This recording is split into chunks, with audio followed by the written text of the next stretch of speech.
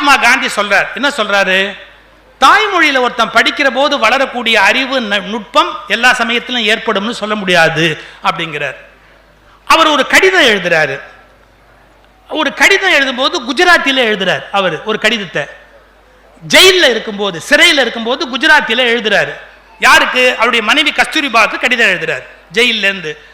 அந்த prison officer என்ன சொல்றான், இந்த பாரு, இங்கிலீஷ் தான் எனக்கு படிக்க தெரியும், நீ என்ன எழுதியிருக்கேங்கிறத நான் படிச்சாதான் வெளியில் அனுப்ப முடியும், நீ குஜராத்தில எல்லாம் எழுதுனா என்னால உன் ஒய்ஃபுக்கு அனுப்ப முடியாது. ஏன்னா ஜெயிலை பொறுத்த வரைக்கும் ஜெயிலர் வந்து லெட்டரை படிக்கணும், நீ என்ன எழுதியிருக்கேங்கிறத படிக்கணும், அதனால இங்கிலீஷ்ல எழுதி கொடு, உனக்கு தான் இங்கிலீஷ் தெரியும் இல்ல, இங்கிலீஷ்ல எழுதி கொடு. காந்தி சொன்ன பதில் சொல்லட்டுமா? சொந்த மனைவிக்கு யாராவது அந்நிய மொழியில் கடிதம் எழுதுவார்களா?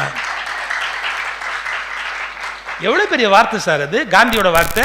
சொந்த மனைவிக்கு யாராவது அந்நிய மொழியில் கடிதம் எழுதுவார்களா? அப்படி ஆங்கிலத்தில் எழுதுவதை விட நான் எழுதாமலேயே இருந்து விடுகிறேன். காங்கிரஸ் மாநாடு நடக்குது, ஒருத்தர் பேசுறாரு, அவர் ஆங்கிலத்தில் பேசும்போது காந்தி சொல்றாரு, நீ ஏன் ஹிந்தியில பேசக்கூடாது அப்படிங்கிறார். அவர் சொல்றாரு, எனக்கு ஹிந்தி தெரியாதுங்கிறார். யாரோ ஒருத்தர் எனக்கு ஹிந்தி தெரியாதுன்னார். நீ ஒரிசால இருந்தானே வந்திருக்கிற, ஒரிய மொழியிலேயே பேசு.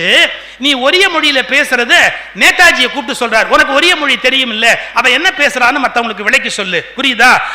ஏன் தெரியுமா? அப்ப சொல்றார் காந்தி ஒரு வார்த்தை, தாய்மொழியில் தன் உணர்ச்சியை வெளிப்படுத்துவது போல் வேறு மொழியில் தன்னுடைய அன்பையும் ஆற்றலையும் வெளிப்படுத்த முடியாது.